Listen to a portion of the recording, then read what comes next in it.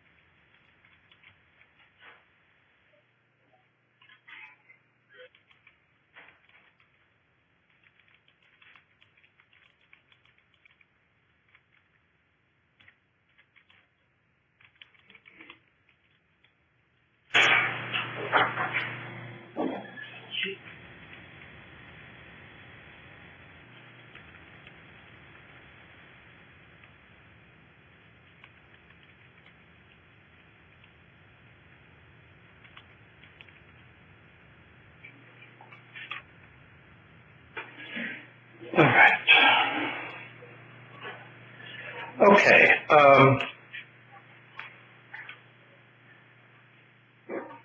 One thing before we get started, one thing I want to bring up is if you're planning on taking this class here in the next semester in the spring here, then encourage you to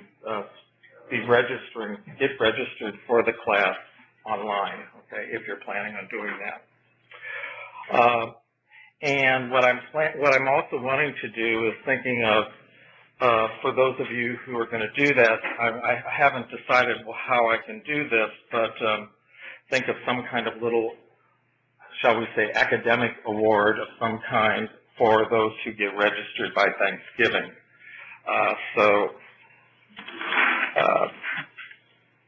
I just want to put that out there. Okay, so that's another week to do it. Okay. So Samuel, will that be you'll be sending it today? Okay, thank you. All right, there was a mix-up with their homework. Anyway, so I want to encourage those of you to register and try to, if you can do that by the time Thanksgiving rolls around, I'll just take a snapshot of the registration page and I'll think of what I can do there to help. It might be something on the final exam or whatever it is but some kind of carrot to encourage registration. Okay. All right, and so that homework number 13, we've got, that's going to be due on Monday. And then the last homework is going to be sent out to you guys today, and you've got it here. That's due December the 4th. All right, so we're on this section, or had just barely really started this section, 10.5, of what are called conic sections. And what we're going to be doing here, first of all, there are three types. There's a parabola, there's an ellipse, and there's a hyperbola. All right. The parabola you've seen in algebra. It looks like this. It either looks like this or it looks like that. All right, you've seen that. And it has a vertex here and it has a vertex there. All right. An ellipse looks like an elongated circle like this. It can either go in this direction or it could be oriented in this direction like this. And the ellipse has two foci, and we'll talk about this in a minute, that determine all those points that are around those two foci. That's the plural of focus. The hyperbola looks like this. It has a segment down like this that looks like a parabola, but it also then has a separate segment that also kind of looks like a parabola. So it's got two sections to it, two parts to it, and it also has two foci, except they're located like that inside those two sections. It can be oriented up and down like this, or it could be a sideways orientation like this. Okay? And again, the foci would be inside like that. Certainly, going up here to the parabola can certainly also have a sideways orientation like this. All right, sideways orientation for the parabola. All right. Okay, we want to first start with the parabola. And let me just define what it is, and I've got a PowerPoint here for it. So this is what a parabola is. A parabola is the set of all points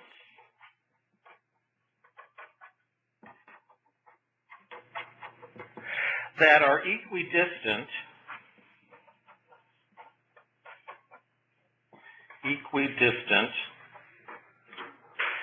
from a fixed point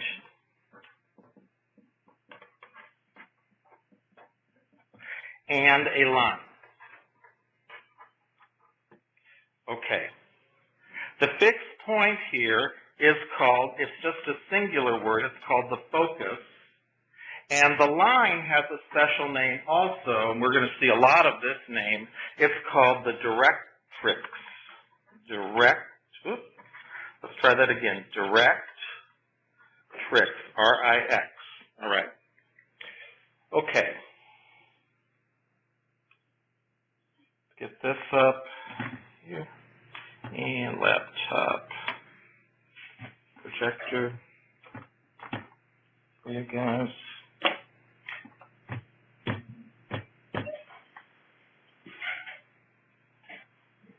Well, not laptop, gosh, PC. Okay. All right. So what we have here is it's an ellipse. So inside, so it's like this elongated circle. Inside are these two fixed points that are each is called a focus, plural is foci. If you take any point along this ellipse, say you had a string that was say these were like push tabs, and you had like a string that was connecting them, and then there was a remaining loose amount of string. And if you held that taut and then circled around here, the length here of this length and this length here, oops, that's not what I want. I want a parabola. Gosh, I'm going ahead of myself. How about a parabola? Okay, here's the parabola, and we have one focus here, right on the inside. Now, every point that's along this parabola is the same distance from this fixed point as it is from this straight line down here that's below the parabola that's called a directrix. So notice this point here, the distance to the line and the distance to the point are both the same. Same thing here, the distance to the line, the distance to the focus is the same. Down here at the very bottom of the parabola is the vertex, and then this drawing may not be really good with this, but the distance then from this point, because it's on the parabola, the distance from this to the focus is going to be equal to the distance from the vertex to the directrix, the straight line. Okay, so all the distances are the same between the fixed point and the what's called the directrix. All right, get that down. And there. Okay. All right. Just on a historical note here, Galileo discovered that if you shoot something up in the air at an angle, the path that it follows is a parabola.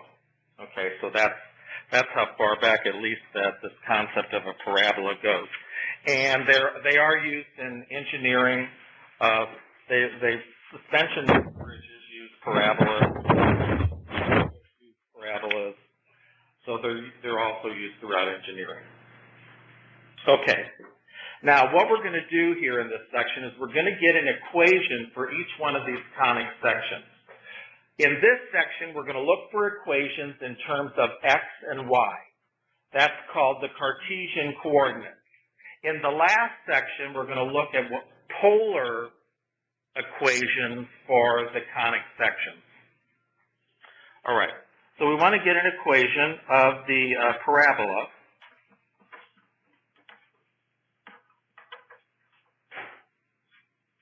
All right. Okay, let's start with a new page here. To make the arithmetic easier, we're going to place that bottom vertex right at the origin, 0, 0. So place the vertex at 0, 0. All right. And then, so let's draw a rough XY axis here. So the vertex is going to be here. And then let's say the parabola then goes up in this direction and up in the other direction. All right. The straight line called the directrix then is going to be down here. This is the directrix.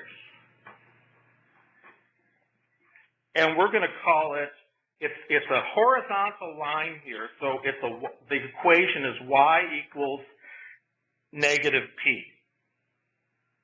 So the distance here is the distance t between the directrix and the x-axis, okay?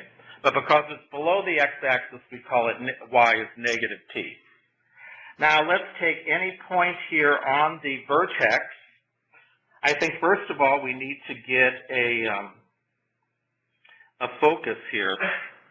So here's our focus right there above the vertex. And I'm going to call that, say, capital F for focus. And its coordinates, well, the x coordinate is 0 because it's along the y-axis. The y coordinate is going to be p. Can anybody tell me why that y coordinate of that focus would be p? Yeah. Does it have to be the same distance from the directrix? Exactly. So Jenna said, yeah, it has to be the same distance between the point the vertex point and the focus as we have the distance from the vertex point to the directrix. So its coordinates is 0, p. All right. Now I can tell that my dimensions are way off here, which is usual for me when I draw anything. But basically, this is any point. We'll call this x, y, and we'll call this also capital P for any point on the parabola.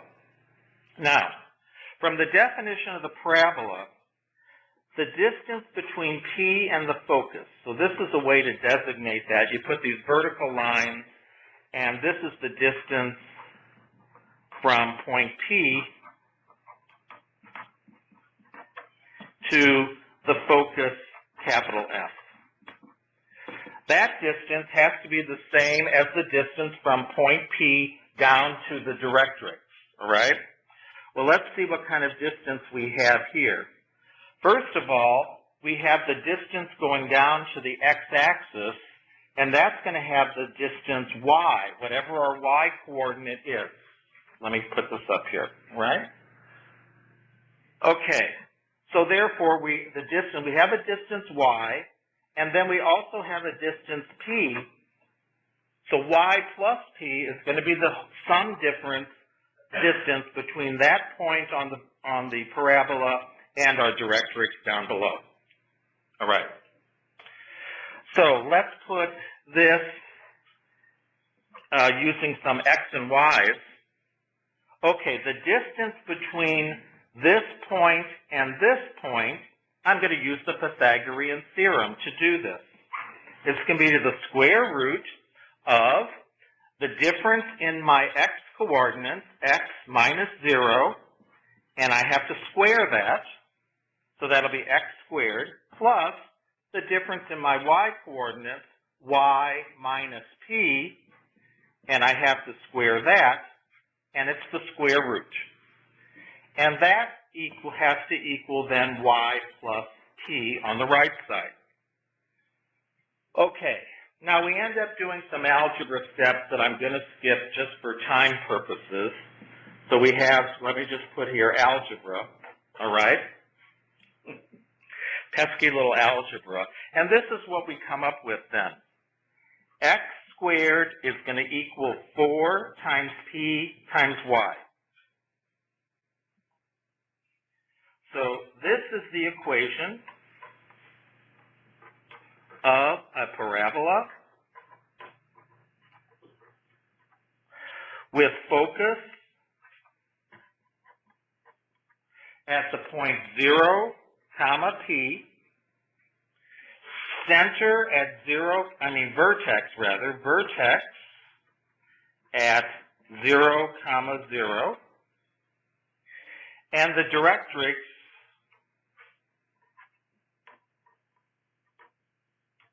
is y equals negative p.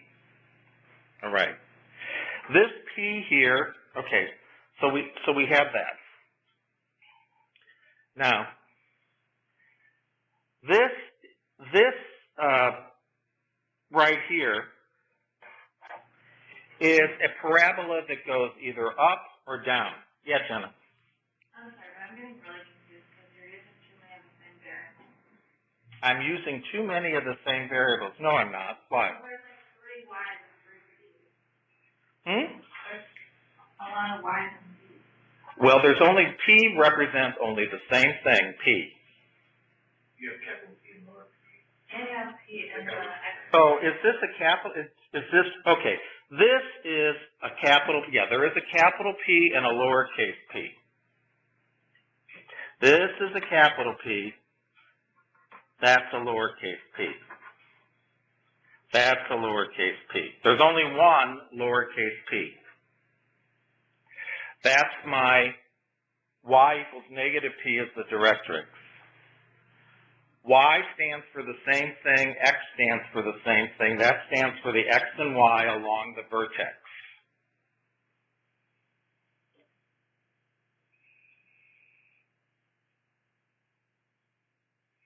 In this equation here, the x and the y is a point on the parabola, right here. Any point along the parabola that point P? That's point capital P, yes. Right.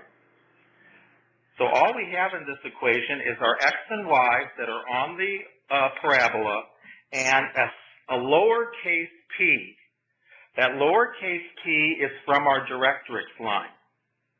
Notice our directrix here is y equals negative p. But here we just have p.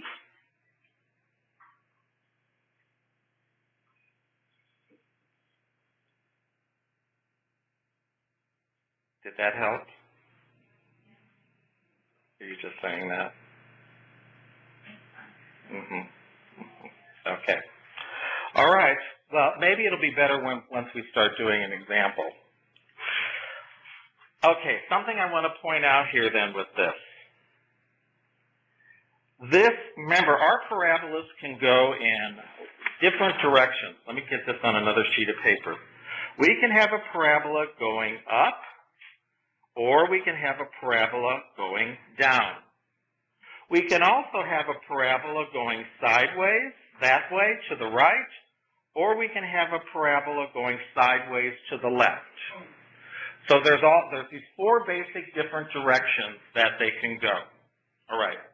Now, first of all, if our equation is x squared equals 4py, where we have an x squared, it's going to be going either up or down. So with x squared equals the right side, when we have x squared, it will open either up or down.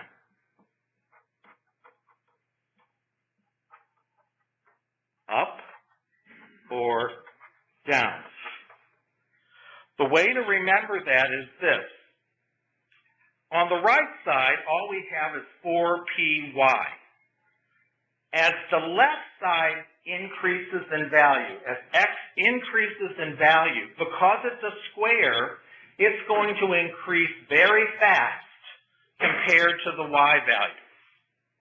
So therefore, this thing is going to be going either up like this, because that y value, y is equal to x squared. As the x increases, y really increases fast. Or it's going to be going down this way really fast also. Because as that x changes, the y changes even more. So that's why it's either going to go up or down. So what I want to say here is y gets very big compared to x. All right, that's why it goes up or down. That makes sense if it's the equations like that. Now, another thing. Okay, does it go up or does it go down? All we know is if it's x squared, it's either going to do one or the other. If our p here is a positive value, it will go up. If the p could be a negative value. If the p is a negative value, it will go down. So let me put this. If p is greater than 0, it's going to go up. If p is less than 0, it'll go down.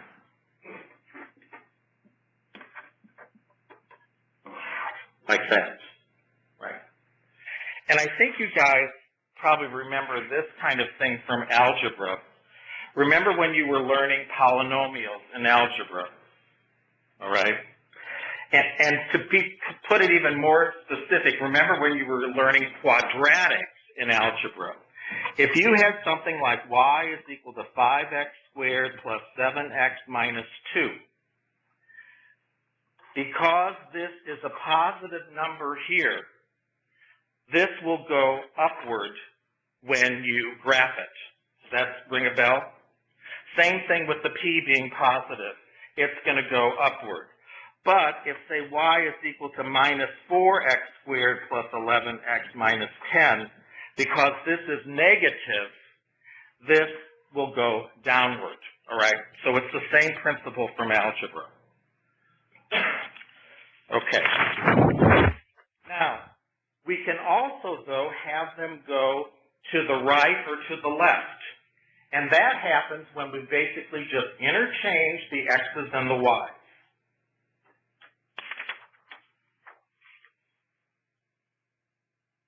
Okay.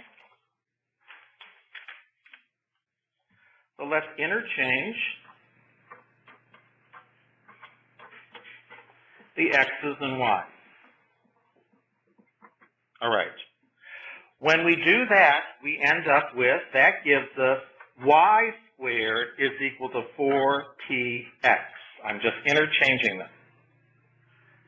Okay. This will either go to the right or to the left. Or to the left. Again, the reason it's going to go either to the right or to the left is this.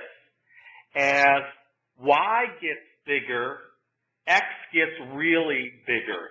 So x gets really big compared to y. It goes sideways because this time x gets really big compared to y. It's really big as y gets larger. So that's why it's going to go sideways. And again now, if the p is positive, it will go to the right.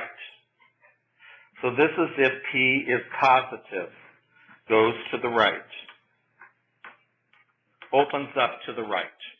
If p is negative, it'll open up to the left.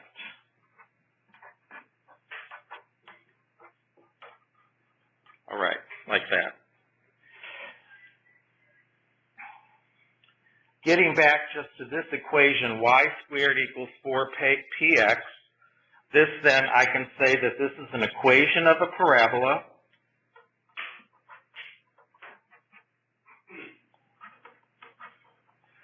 It's going to have a focus, but this time the focus is going to, here is our 0, 0 right here. Our vertex is at 0, 0. Our focus then is going to be, the y value is going to be 0, but the x value is going to be p. So with focus p comma 0 and directrix, this time it'll be x equals negative p. So let me just draw a diagram here of this. Okay. All right, so it's y squared is equal to 4px. And so let's assume here that p is, say, positive. Our vertex, we're assuming right now that our vertex here is at 0, 0.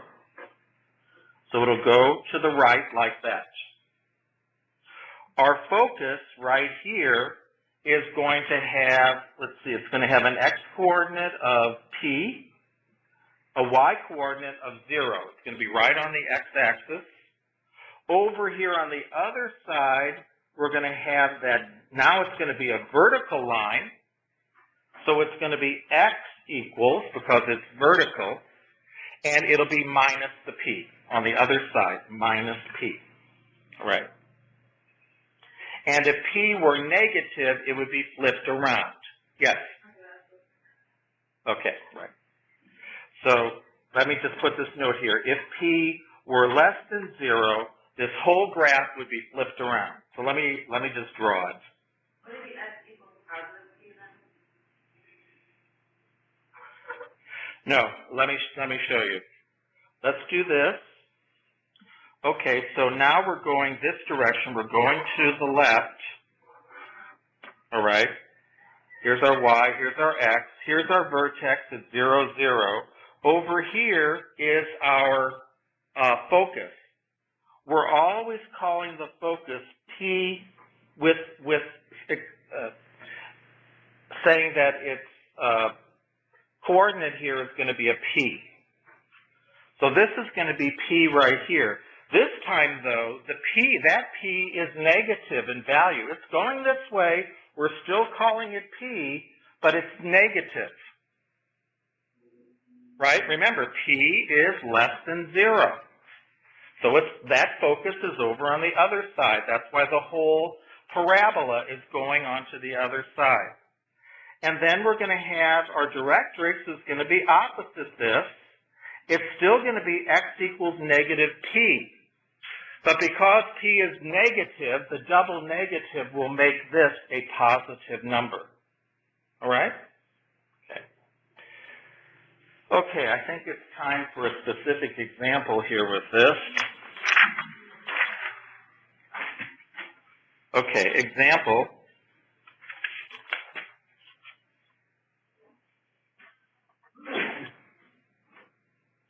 Find the focus and the directrix of the parabola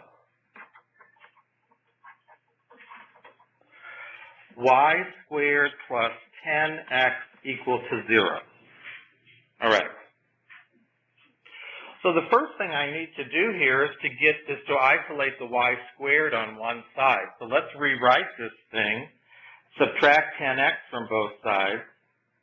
So this is y squared equals minus 10x.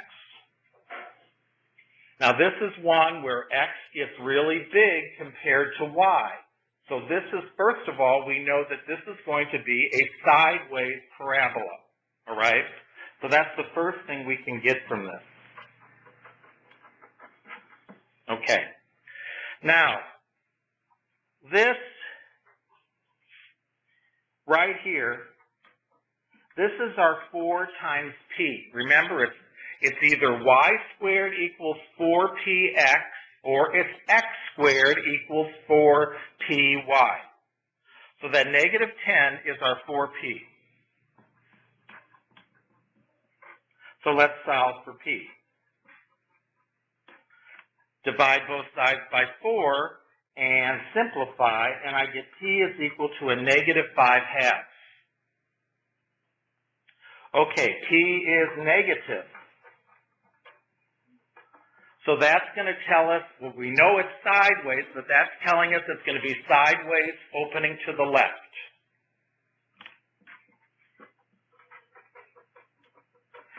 And this is the way you can kind of incrementally think through these problems. You want to get an idea as to what this thing looks like, all right?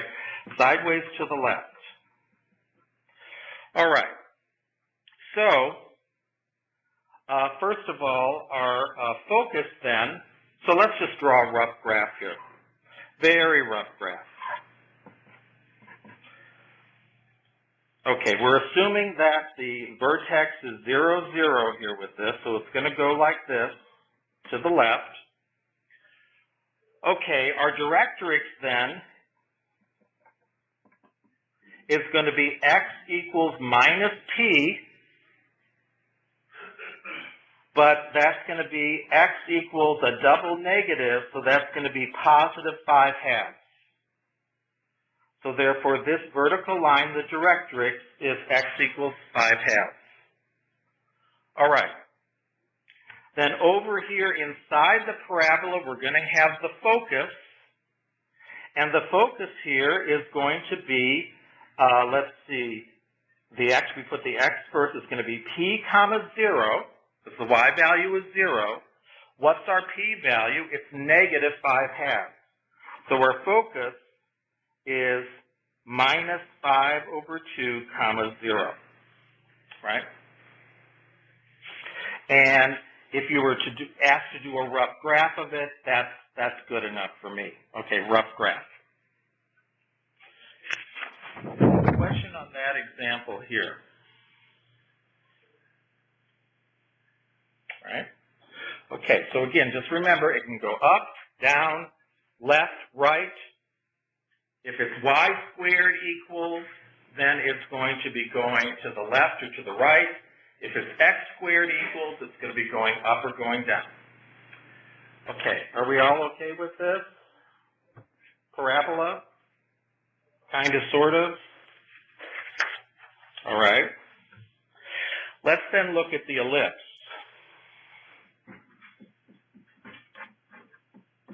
All right. Now, the ellipse, let's put how it's defined, and then I'll show you that picture I was trying to show you before. This is the set of all points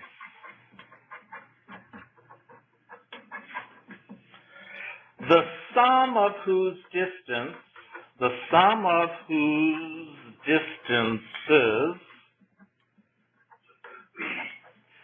from two fixed points, and those, we're going to call those capital F sub 1 and capital F sub 2, is a constant. Those two fixed points, they're each called a focus, the plural is foci. So the two fixed points are called foci, foci. All right.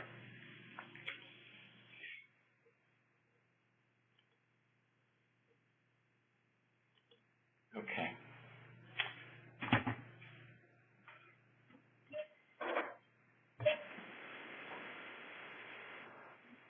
All right, this is the one.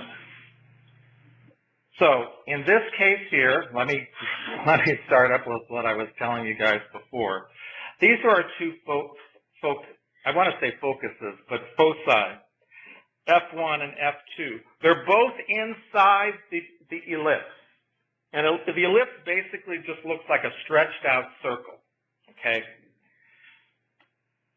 If we had a string that went through these two like a push pin, and then had it loose enough so that we could tauten it, and then have a pencil or something to inscribe the line that we get, we'd end up with the ellipse. The sum of the distance from, this is a point on the ellipse. This distance to this focus plus this distance to that focus, that stays the same for all the points on the ellipse. So if we go to this point here, this distance here plus this distance here is also the same number. Down here, this point on the ellipse, this distance to here plus this distance to here is also that same number. So those combined distances equal the same number, the distances to the two foci. Okay, that is how it's defined. All right.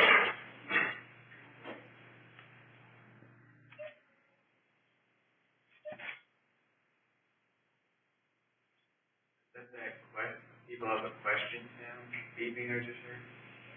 No, that's me playing with this thing. Yeah. All right. The easiest way to figure out an equation of this is to let's just start with the two foci sitting right on the x-axis. So here, let's draw an xy. Let's have the one foci be right here. We'll call that C, 0, right on the x-axis. And we want to have the other foci be right on the other side of the y-axis. So it's going to be negative C, 0. So basically what we're doing is we're centering the two foci on equal distance from either side of the origin, all right? So here's the origin, 0, 0. Okay. And then we have a point here on our ellipse. We'll call that capital P, and its coordinates will be x, y. All right. So we've got a distance from this point, first of all, to that focus, plus we have a distance from that point to the other focus. And that distance is going to be a constant number. Now, first of all, what's the distance along the x-axis between the two foci? What's the total distance between the one foci and the other one? 2c, right. So let's call this one capital F sub 1, this one capital F sub 2. So this whole distance here is 2 times c. Let's call this combined distance from the point to the two foci, let's call that 2 times a. So here all the way around, that whole distance, we're going to call that 2 times a. And no matter what point we pick on the ellipse, that combined distance will equal that same number, 2 times a. All right. So here we're going to have, let's put this over here, we're going to let minus C0 and positive C0 be the two foci. We're going to center this around 0, 0. We're centering the ellipse around 0, 0. All right. Okay, so let's then get my distance here involved. So this distance from this point to that focus, straight line, capital P, capital F sub 1, that distance, plus the distance from, again, that capital P to the other foci, capital F sub 2, those two distances, no matter what capital P point we have, is going to equal 2 times A. All right. One thing before I go further with this, I want to note this. Just looking at this diagram up there with the 2A and the 2C, can you tell me anything about whether A is bigger than C or A is less than C?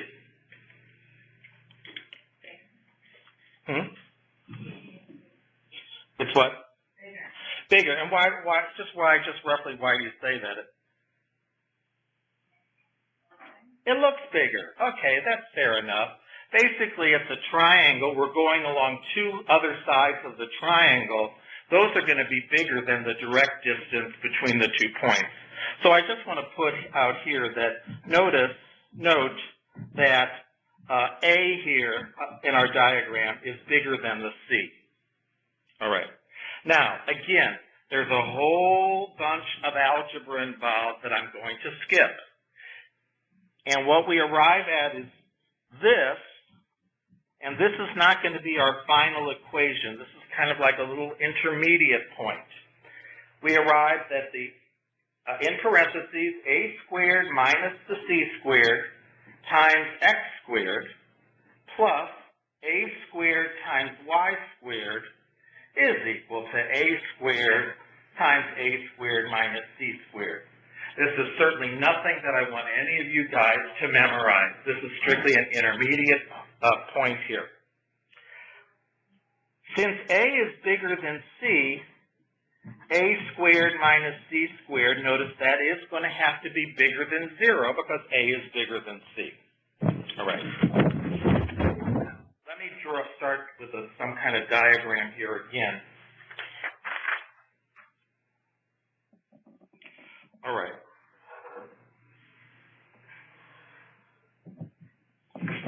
Okay, we have our center right here. Here we have a distance C, and this is our first foci, C, 0. And then in the other direction, we have again the distance C, and here's our other foci, minus C, 0, right there. All right. And okay, that's all I want to draw for right now. All right. Now, in this ugly looking equation that we have up there, I'm going to try to start simplifying it. So notice we have a couple of different a squares minus c squared. So I'm just going to let that be represented by a new variable, a new constant rather, called b squared. So I'm going to say this, let b squared equal a squared minus c squared. Okay. And now I'm going to rewrite my equation that I had up here. So instead of a squared minus c squared, I'm going to write b squared, and then I have x squared, and then I have plus a squared y squared, and then on the right side I've got a squared, and then again I have that a squared minus c squared. I'm just going to replace it with b squared. Okay. All right. Now what I want to do with this thing is one last thing. I want to divide all three terms by a squared b squared. Okay. And then this is what I end up with. X squared over a squared plus y squared over b squared is equal to 1. Okay.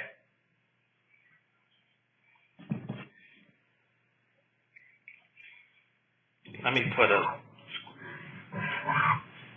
something over that, because that's going to be that's our final result. You don't have to remember how I got there, okay? Now let's look at this A and this B here. Okay, we're going to have an ellipse here. This ellipse is going to, it's going to, I don't know, it's going to look something like this. You know I'm a terrible drawer, but it's going to look something like that, all right? Because the foci are inside the ellipse. So it's going to go around it. It's going to be an oblong kind of circle. Let's find the intercepts here. Let's first find the x-intercept. Well, the x-intercept occurs when y is equal to 0. So in my equation there in the box, I'm going to set y equal to 0. So I end up with x squared over a squared plus 0, because y is equal to 0, equals 1. And then let's multiply both sides by a squared. So I get x squared is equal to a squared. And then do the square root. So x is equal to plus or minus a. Remember, when we do the square root, we're going to have a plus and a minus. All right. These are our x-intercepts right here. So let's go back up here to this rough drawing I'm putting up here. And this is an x-intercept here, and that's an x-intercept right there. So this point here, let's assume that a is positive. This will be a comma 0 for the one x-intercept, and over here this will be minus a comma 0 for the other x-intercept. All right. Now, what about these 2 points here, the y-intercepts? We're going to find them the same way. Y-intercepts, well, with them, they occur when x is equal to 0, occur when x is equal to 0. So I just do the same thing. I set x equal to 0 in my equation. I end up with 0 plus y squared over b squared equal to 1. And multiply both sides by b squared. I get y squared is equal to b squared. And do the square root. And I get y is equal to plus or minus b. So back to my diagram over here, this top one is going to be, let's see now, it's x first. X is 0, y is b. My bottom one, x is 0, y is negative b.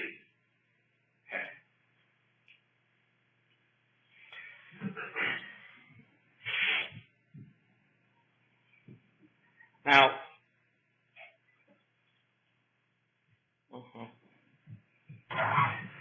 remember up above here, I said we're going to let b squared equal the difference of a squared minus b squared. look at this rough drawing that I've got up here. Let's just look at this top part. This part right here, well, that has a length of b. This part here, from here to the first foci, that has a length of c. Now let's see here. If b squared is equal to a squared minus c squared, if I add c squared to both sides, that means that b squared plus c squared is equal to a squared. So we have a Pythagorean theorem going on here. So the hypotenuse here, it's going to have the length a. Okay.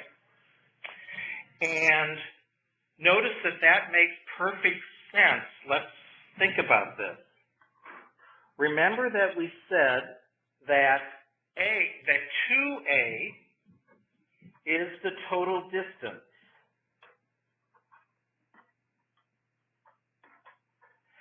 The point has from the two foci. That each point has from the two foci.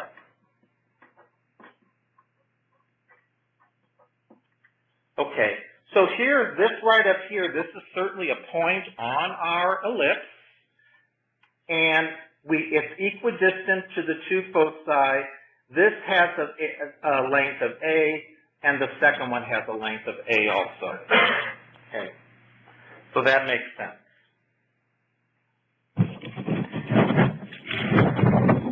Okay.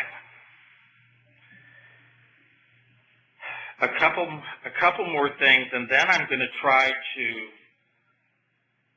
show you how to do these problems where you don't have to memorize all kinds of stuff, because otherwise you could go crazy with this section trying to figure out what's what, right?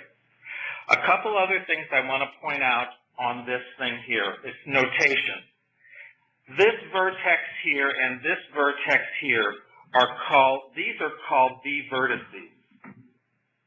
Right here and right here. These are the vertices. Okay. And the line segment that joins them is called the major axis. So this whole line segment, and I know it's called the major axis. So let me just put some of this down in English over here. A comma 0 and minus a comma 0 are the vertices. The line between them, the line segment between them is called the major axis. The major axis. The line segment between them is called the major axis. All right. Notice that the major axis is the longer axis. This is longer than this right here. So it's the longer axis.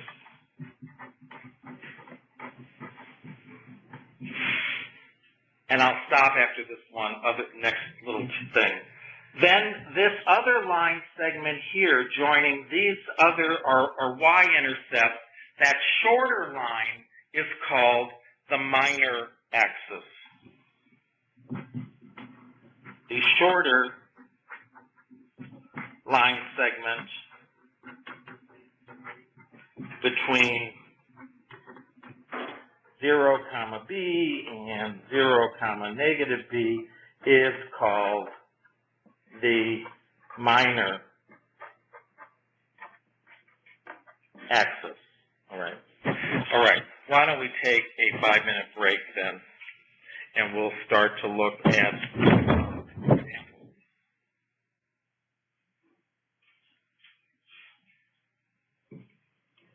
And by the way, neither of these two sections has any calculus in them.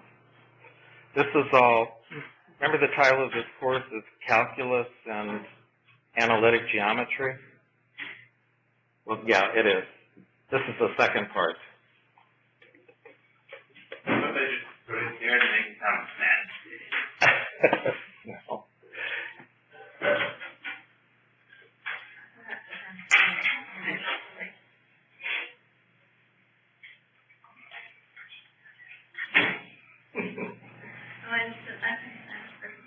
Yeah,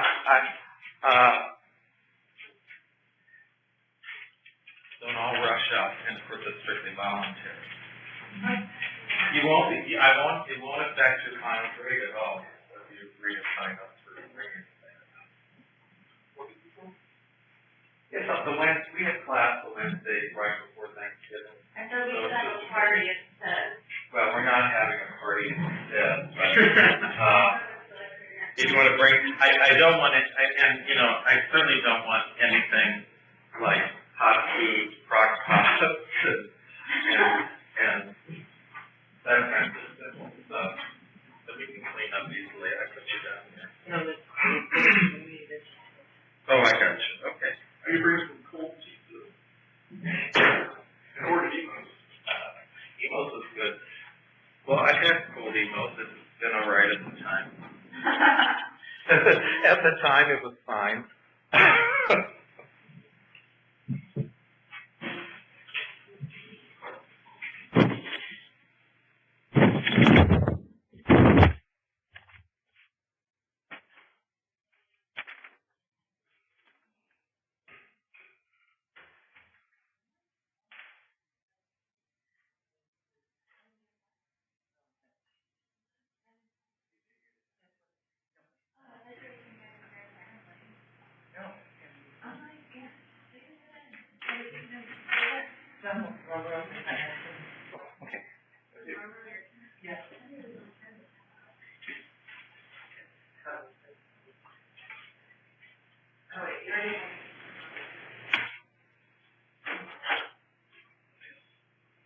Jordan, did you give me? All right. Okay. I have not done it. Let's see. Was there a note? Hmm? Was there a note? The law? Is that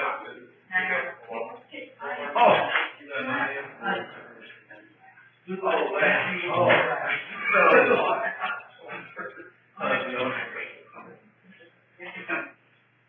Now, those contracts are supposed to be working pretty well, right?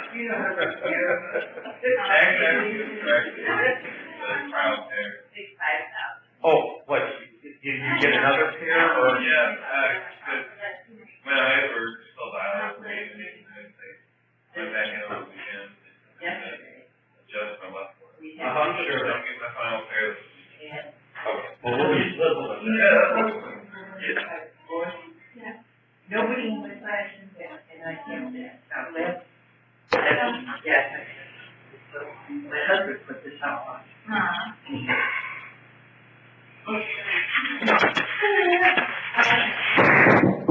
Yes, but nobody knew it. Hello?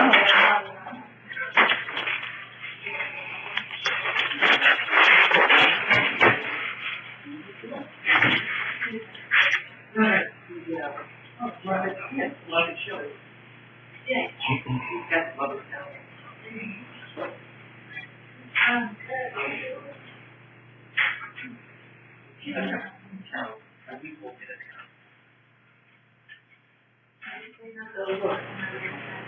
I thought it was your birthday, so it was her.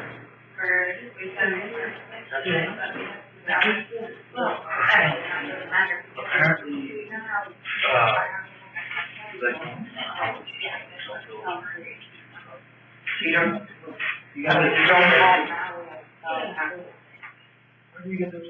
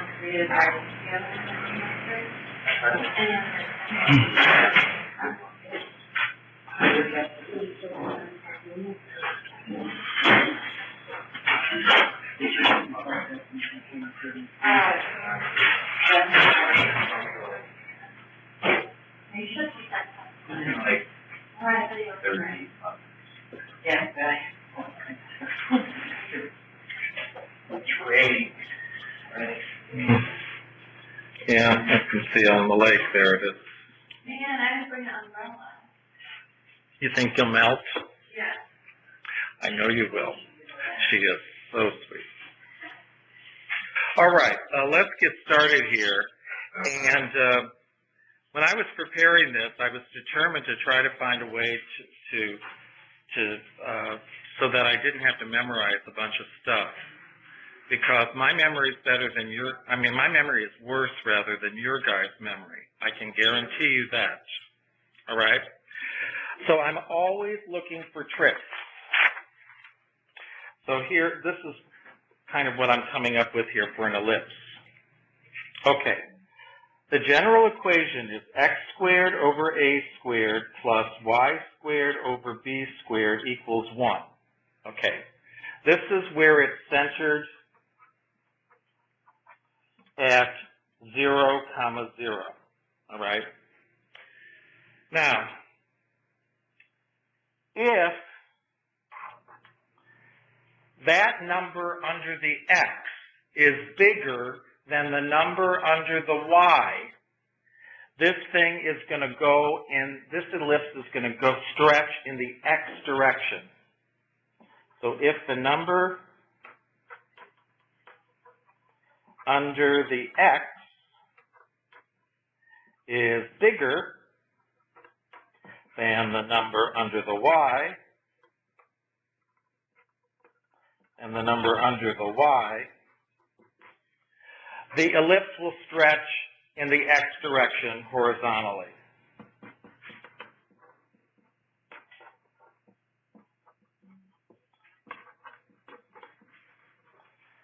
In the x direction horizontally.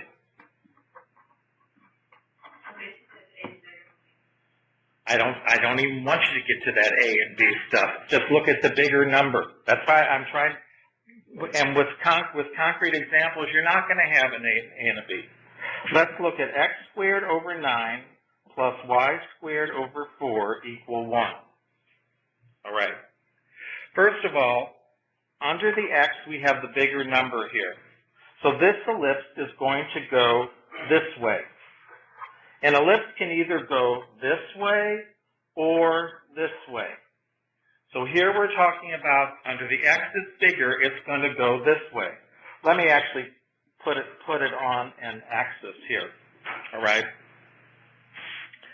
Now, this bigger number here, this is going to give us our vertices. Remember, the vertices are along the bigger axis.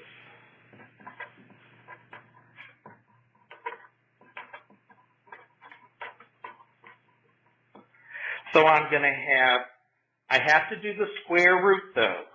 Plus or minus the square root of 9. It's not going to be the 9, it's going to be the square root. So my vertices are going to be plus or minus 3. So here's a vertex right there. That is going to be positive 3, 0. And over in the left, it's going to be minus 3, 0. All right? Now, this smaller number is going to give us we don't call them vertices, but it's going to give us the intercepts in the other direction. So this is going to give us the intercepts in the other direction, I guess.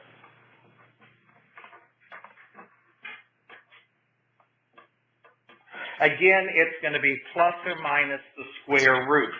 So plus or minus the square root of 4, so plus or minus 2. So right up here and right down here, I'm going to have, this is now along what's considered the minor axis. This will be 0, 2. This will be 0, negative 2, right there. All right. Now, you say, okay, well, let's see, we've got our vertices. This is the center right here. 0, 0 is the center of the ellipse. What about the foci? How do I find the foci? Well, the foci are just going to be the square root of the difference of these two numbers, the bigger one minus the smaller one. Square root of 9 minus 4. That's going to be the square root of 5. Okay? The bigger minus the smaller denominator. To put this in terms of a and b, this would be the square root of a squared minus b squared, and that equals the c. All right? But I want to focus more on the magnitude of the numbers so that we can obtain the graph and the foci. Just going like this, and I'm wondering if that's the start of a question. All right. But our foci are going to be plus or minus. We have 2 of them. So I don't know exactly where these are going to be, maybe right here and right here, we're going to have our foci, and then it's going to be, this is going to be what? Square root of, or x is going to be square root of 5, or y is going to be 0, and then this one is going to be minus the square root of 5, 0 for the foci. Okay? Those are the kinds of questions you might be asked. What are the vertices? Sketch the graph. What are the foci? Okay, those are the things. Let's do another one here. Now, going back up here, if the bigger number is under the y, then it's going to be shaped, it's going to go up and down, all right? So if the bigger number is under the y,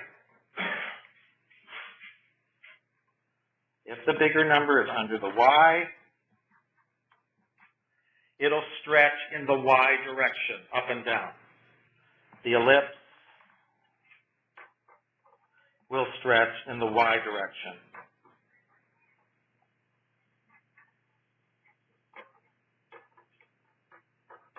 Okay. In other words, it'll be something like that top one that I've got there where it's going vertically. Okay, let's look at another example then. This one we first have to do a little dividing before we can start to get our answer. So here we have, say, find the vertices, the foci, and let's also sketch the graph.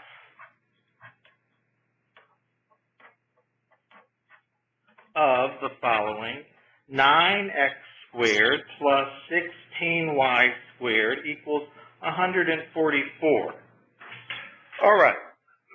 Now, we first have to get this thing in the right form. We want a 1 here, not 144. So we need to divide all the terms by 144. 144, 144, and 144. All right. So when we do that, we end up with x squared over 16 plus y squared over 9 equals 1. Okay. Now again, so now we have it in the proper form. So that when you've got a problem that's stated like that, you first have to get it in this form. All right? So first get in this form. And now we compare numbers. Under the x squared, we have our bigger number 16. All right? So therefore, this thing is going to be going horizontally. All right, so we know that. And we can also say then that the major axis is along the x-axis.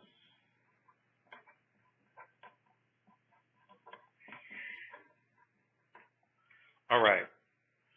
So let's see here. Let's just start to sketch the graph here with this. Under the x here are going to be this is going to give me my vertices. And it's going to be plus or minus the square root of that number. So that's going to be plus or minus 4. It's going to be along the x direction. This thing is going horizontally. So I have a 4 here, a 4 comma 0, and on the other side I have a minus 4 comma 0. All right. Now, the smaller number then is going to give me my intercepts along the other direction. So in this case, this is going to be my y-intercepts. Again, it's going to be plus or minus the square root of that number. So that'll be plus or minus 3. So here and here, I'm going to have my y-intercepts. So this will be 0, comma 3, 0, comma negative 3. All right.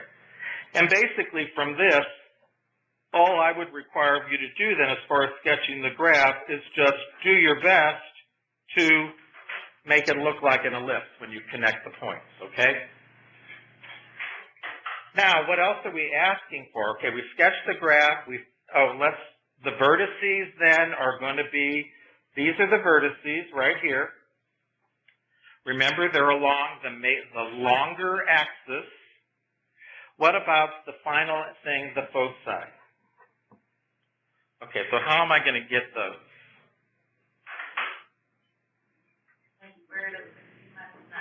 Exactly, the square root of 16 plus or minus. There's going to be 2 of them. The square root of 16 minus 9, the bigger minus the smaller. So that's plus or minus the square root of 7.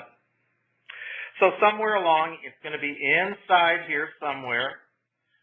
You're going to have plus or minus the square root of 7. So this will be square root of 7, comma 0, and this will be minus the square root of 7, comma 0. Right?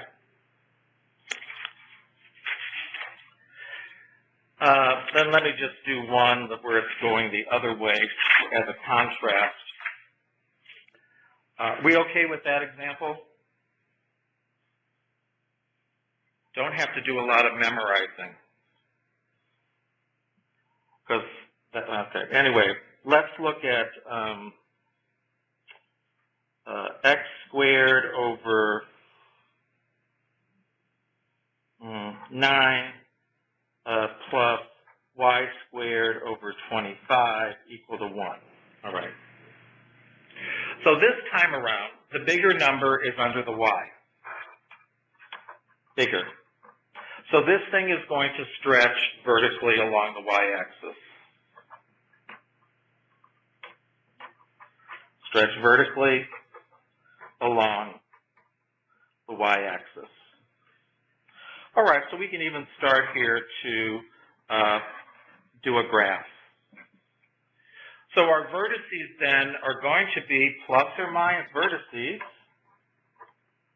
plus or minus that square root of that 25, which is plus or minus 5. So now we're going along the y-axis like this, and so the x value is 0, so that'll be 0, 5, 0, -5 for those two. Okay. Then we look at our smaller number here. That's going to give us the intercept in the other direction. In this case, that'll be an x-intercept. And it's plus or minus the square root of that number. So plus or minus 3. So let's sketch those in here. 3, 3. So that'll be the x is 3, the y is 0, and minus 3, 0. And basically then our ellipse then is just going to be what we get from trying to represent that as an ellipse by connecting those 4 points. Then finally, you would be asked, well, what are the foci? And again, it's going to be bigger minus smaller, the square root. Square root of 25, what is it, bigger minus smaller, 25 minus 9. So that's 16, plus or minus the square root of 16. So our foci are plus or minus 4. Okay. So which direction are our foci going to be here? Are they going to be up this way or this way? They're going to be up and down. So I'm going to have one here, down here. They're always going to be on the inside. And so this foci would be 0, 4, and this one would be 0, minus 4. Right?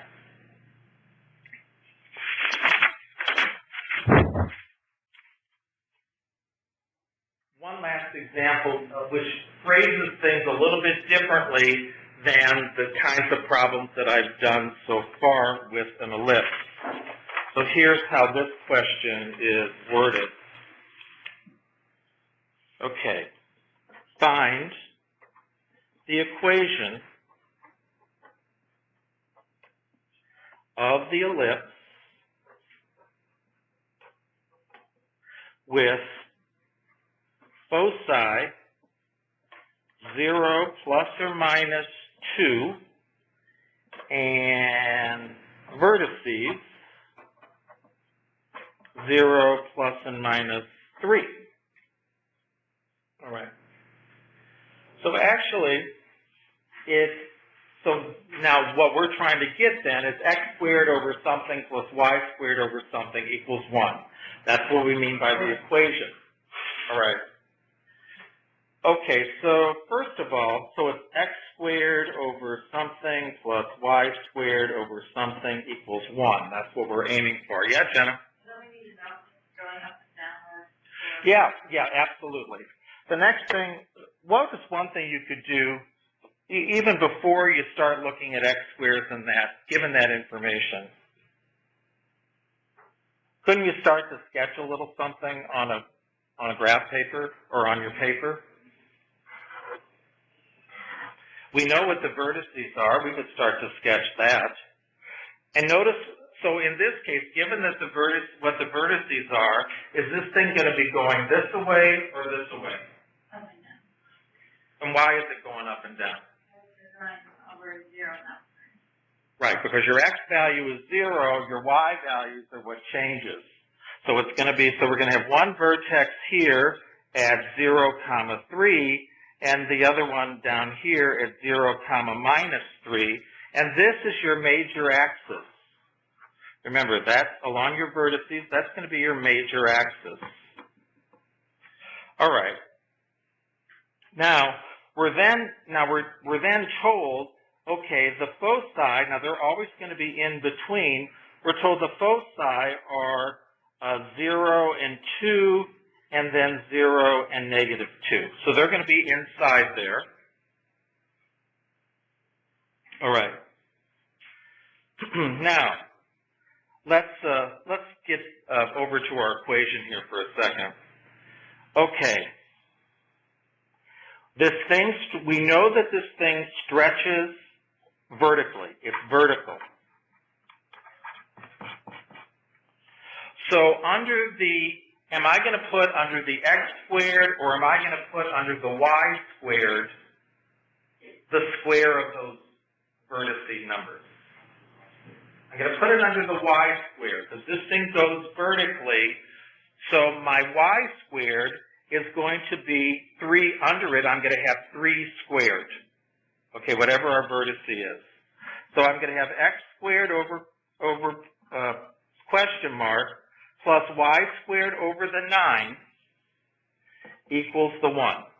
All right, because we know it goes vertically. All right, now I've got to get this question mark. I know what the foci is, so can anyone think of a way for me to figure out what's going to be under that x? Yeah, Art? The square root of 9 minus question mark. Yeah, okay. So we know the square root of the bigger minus the smaller. Now this is already, so we have 9 minus whatever the question mark is, and this has to equal 2, right? Because we're told our foci, we're not going to make it a negative 2. We want it to be, for the square root, we want it to be a positive number. So we're using the positive 2. All right. So how can I solve something like this? What's one thing I can do to both sides? Square both sides. So on the left side, I just have 9 minus question mark when I square the square root. On the right side, I'll have 2 squared, which is equal to 4. So now if I add the question mark and subtract the 4, just basic algebra here, I'll end up with the question mark has to equal 5. Okay. So so my equation then is this. That's going to be x squared over 5 plus y squared over 9 equals 1. Right?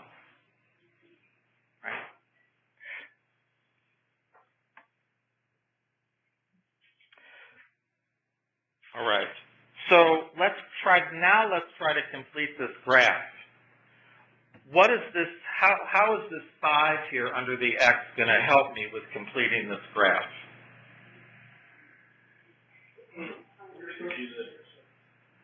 It's going to give you the intercepts on the x-axis. But so are my intercepts then, Nelson, going to be plus 5 and negative 5? The square root, right. I have to do the square root.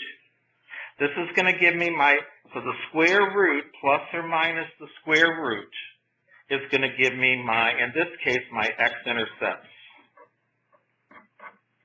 So over here, I don't know, that's going to be 2 something. So it's going to be maybe like here and over like this. And so that's going to be, for my x value, square root of 5, comma 0. And over here, that'll be negative square root of 5, comma 0. So now I've got my 4 points. I've got these 2, and I had my vertices originally. So now I just make my best effort to combine them with a straight curved line. Okay. So that's another kind of problem that you can have. Again, the important things to remember here is that you look on, it's got to be x squared over something plus y squared over something equals 1. If the bigger number is under the x squared, that means it's going to be stretching out this way, horizontally. If the bigger number is under the y squared, it's going to be going vertically. Under the x, if it is going this way, perhaps, then the vertices are going to be the square root of the number under the x.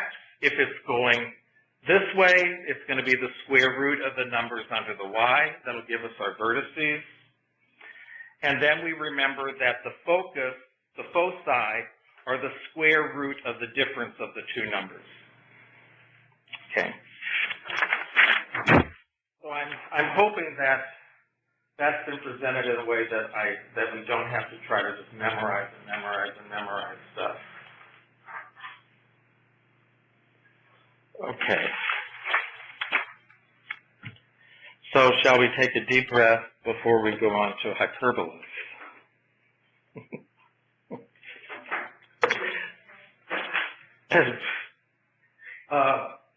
I give you all an exemption from studying hyperbolas.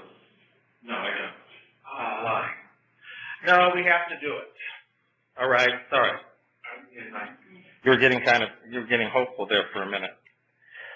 Now, ellipses are these points where when we add the distance to the two foci, the sum of the two distances is a constant number. Well, with hyperbolas, it's the difference of the two distances that is a constant number.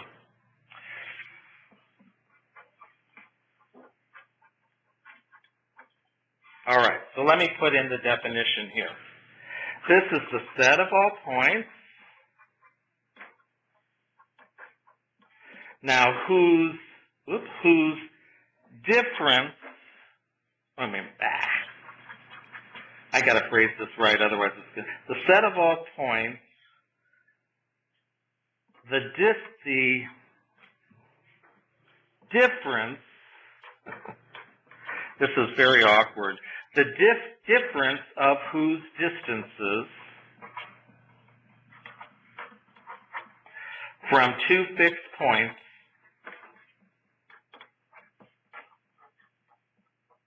is a constant. Okay, the set of all points, the difference of whose distances is a constant. And of course, these two fixed points, again, are the two foci. We can call them F1 and F2. All right, so there's a final PowerPoint thing here with this.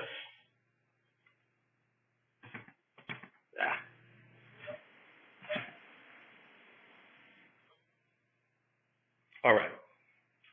So, a hyperbola is a set of all points in the plane, the difference of whose distances from two fixed points is a constant. All right, isn't that interesting? So here, this is what they look like. They actually have two separate curves to them. One goes in one direction, the other one faces in the other direction. We again have two foci. And notice now the foci are separated by these two curves. In other words, we have a curve here, we have a curve there, and the foci are on the other side of the two curves. Any point here along this hyperbola, if we look at the distance from here to one of the foci, and then the distance to the other one, the difference of those distances always remains the same. So anywhere I go, like down here, the distance from here to here minus the difference from here to here is going to be a constant number. Okay. So it's just like the definition of an ellipse, except we're looking at the difference of the distances is a constant number. All right. So we'll be able to get started somewhat with this.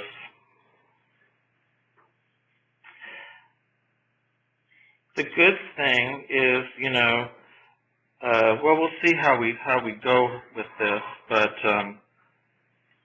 no, I better not say anything right now. Okay, so now we have a hyperbola. I better not promise anything that I can't deliver. So let's again assume that the center is 0, 0. Oh, thank you. Yeah, well, actually, yes, you can. It's right behind my head there. Or you could turn your head and it's behind you. But let's do it this way.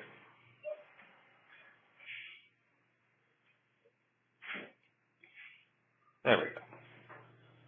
All right. Okay. Okay, center, this is going to be our center point. All right, we're going to have, so let's say this thing is going to be oriented along the x-axis. Again, it can be going along the x-axis or it can be going vertically a y-axis. So here we have a focus and here we have a focus. So, and we're saying that this is going to be, again, c, 0, minus c, 0 for the foci. And our curve is going to go this way, where it cuts off the two foci from each other, like that. This here and this here, those are going to be my x-intercepts, right? So actually, let me put in the equation first. So the equation of a hyperbola is very much like the ellipse,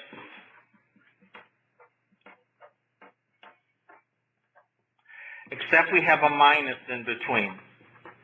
So here it would be x squared over a squared minus y squared over b squared equals 1.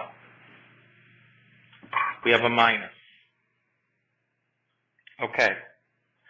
This is for where it is expanding along the x-axis. So it's expanding horizontally. Expanding along the x-axis. Horizontally. Okay. And I'll go into that either today or Friday as to some of the details here to help you remember this. Okay, again, let's find the x-intercepts and the y-intercepts. And they're just found a similar way, except we're not going to have any y-intercepts. Let's look at the x-intercept. Well, that's where y is equal to 0. So I plug in 0 there into my equation, and I get x squared over a squared minus 0 equals to 1. So we have x squared over a squared equals 1.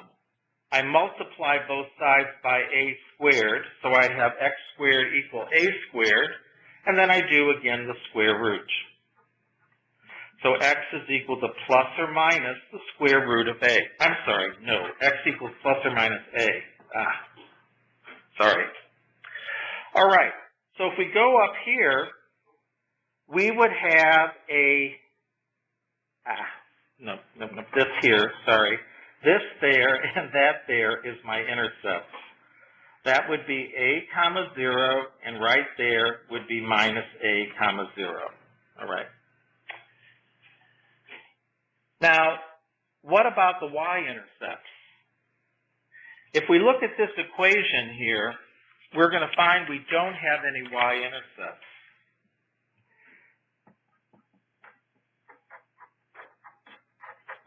So I'm going to put a question mark by y-intercepts. Those occur where x is equal to 0. Okay, I'm going to plug in 0 for x here, so I get 0 minus y squared over b squared is equal to 1. So I have minus y squared over b squared is equal to 1, right? And if I multiply both sides by b squared, I get that minus y squared is equal to b squared. Well, y squared is going to be a positive number.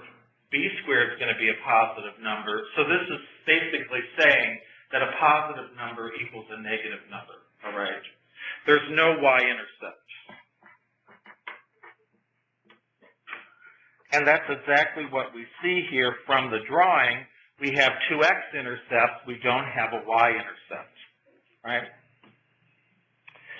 Okay.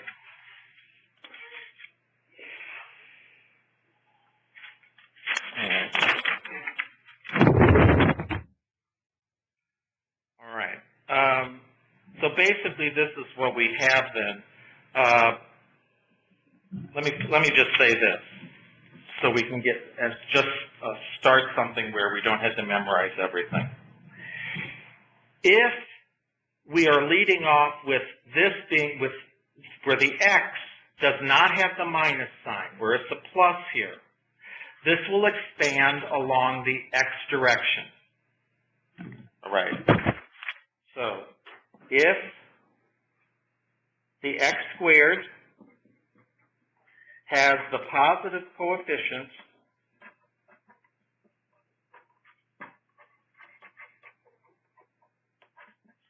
it will expand along the x direction. It has not, this now has nothing to do with whether the a squared or the b squared is bigger than each other. It strictly has to do with the fact that, hey, this x squared leads off with a positive, the y is a negative in front of it. Since the x is the positive one, it's going to expand along the x direction. And that's all you have to do to remember how it goes. Because these hyperbolas can either go this way, this would be along the x direction, which is what the one we're looking at is, or they can go the other way, up like this, and then one down here in the y direction. Okay? If it is going in the y direction, the equation is y squared over, it doesn't matter what we call it, y squared over a squared minus x squared over b squared equals 1.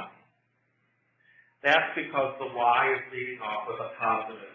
So therefore the hyperbola will be going up or down. All right. And then the last thing I want to say about this is that these things have two separate curve segments. We have one on the left or one on the right, or we have one up above and one down below. Okay, there's always two separate segments to this. And the way you can identify that it is a hyperbola is the fact that you've got that minus sign in between those two terms. If there's a plus sign between the two terms, it's an ellipse. But if there's a minus sign, it's a hyperbola. And I think we're all conic sectioned out for today, so I think it's just a good enough time to quit because I'm not sure how much more it's going to sink in for today. Is that correct, Cassandra? So we'll continue with this next time.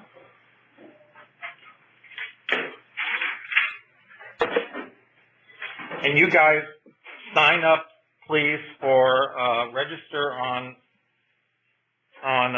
Blackboard.